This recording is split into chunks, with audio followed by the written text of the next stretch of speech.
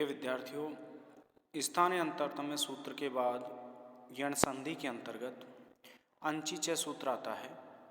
अंचिचय इसकी संस्कृत व्याख्या है अचय परस यरोद्वेवा स्तो नेतु अचि इति धकारस द्वित्वम, यानी अच के बाद में यर प्रत्याहार के वर्ण को द्वित्व हो, लेकिन उसके बाद अच नहीं होने पर, यर के बाद अच होने पर यर प्रत्याहार के वर्ण को द्वित्व नहीं होता है। यानी सूत्र का जो भावार्थ है वो ये हो गया कि अच के बाद यर प्रत्याहार के वर्ण को विकल्प से द्वित्व होता है, उसके बाद अच नहीं होने पर।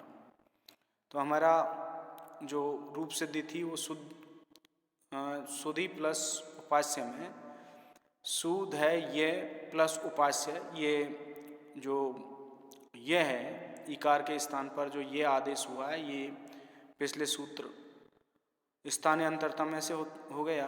अब देखिए सूद है ये प्लस उपास्य है, तो उसमें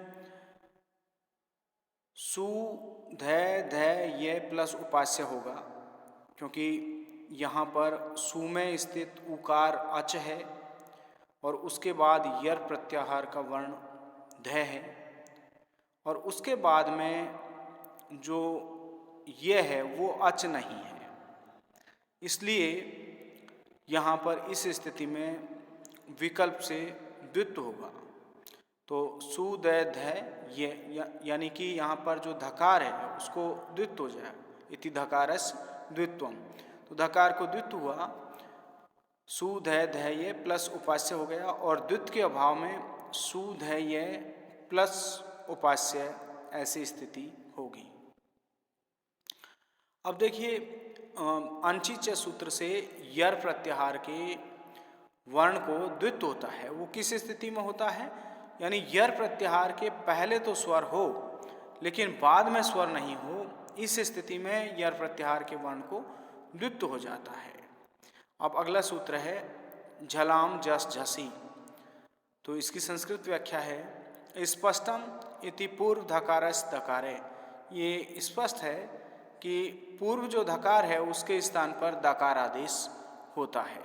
अब ये कैसे होता है, देखिए झल वर्णों के स्थान पर जस वर्ण आदेश होते हैं झस प्रत्याहार का वर्ण परे होने पर, यानी झल प्रत्याहार के वर्ण के बाद में झस प्रत्याहार का वर्ण आवे तो उस स्थिति में झल प्रत्याहार के वर्ण के स्थान पर जस प्रत्याहार का वर्ण आदेश होता है।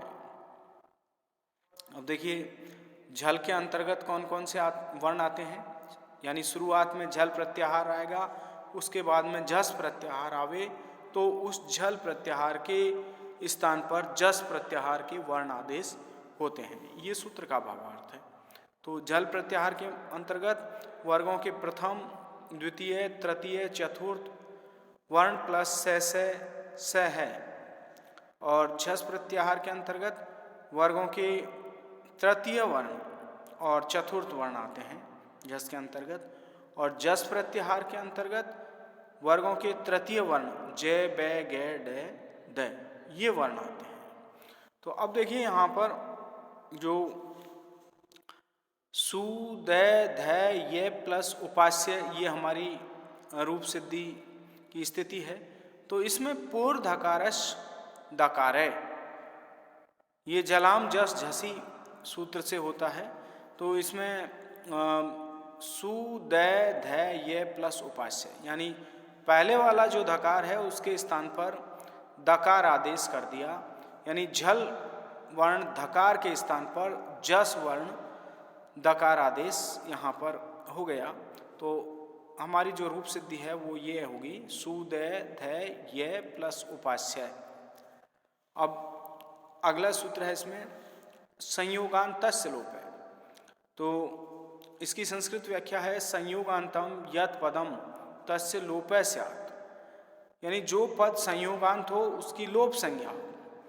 अब संयोग किसे कहेंगे, तो ये हम पहले ही पढ़ चुके हैं संज्ञा प्रकरण में कि हलो अनंतरा संयोग है।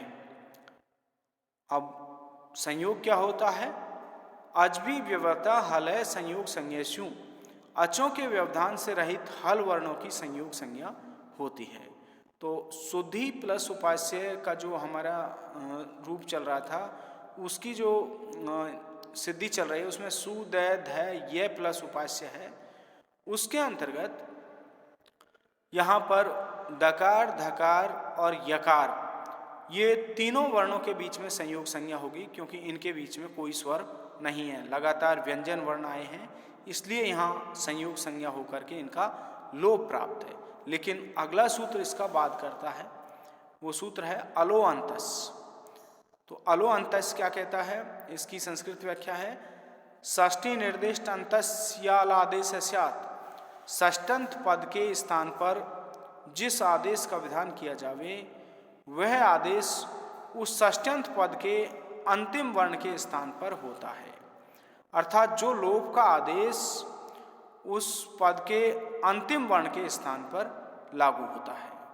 यानी पूर्व सूत्र में संयोगांतस्य लोपे से अंत्य वर्ण जो दकार धकार और यकार थे, तीनों जो व्यंजन वर्ण थे उनकी लोप संज्ञा प्राप्त थी।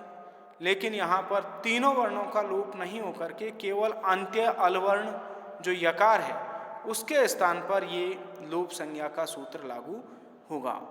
तो यहाँ अंत्यवर्ण यकार के स्थान पर लागू होता है, लेकिन इसका अगला जो वार्तिक है वो वाद करता है, वो इसका निषेध करता है।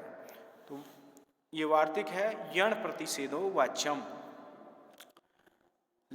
लेकिन यदि अंत्यवर्ण को किया गया आदेश का वर्ण यदि यण प्रत्याहार का है, ये वे रेले वर्ण है, तो वह उस पर लागू होगा। यानी वो जो लोप का जो आदेश है वो यदि यण प्रत्याहार का वर्ण है अंत्यवर्ण, तो उसके स्थान पर लागू नहीं होगा।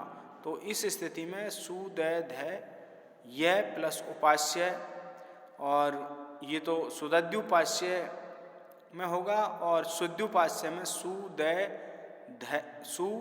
ध ये प्लस उपास्य। तो अब इसका जब वर्ण संयोग करेंगे तो सु दै ध ये प्लस उपास्य की सुदद्युपास्य ये रूप सिद्धि होगी। तो इस तरह से ये यण संधि पूरी हुई, और इसका जो शुद्युपास्य रूप सिद्धि है वो इन सूत्रों के माध्यम से हमने यहाँ पर आपको समझाने का प्रयास किया है। अब देखिए अलग से अगले पीरियड में शुद्ध उपास्य की रूप सिद्धि करेंगे।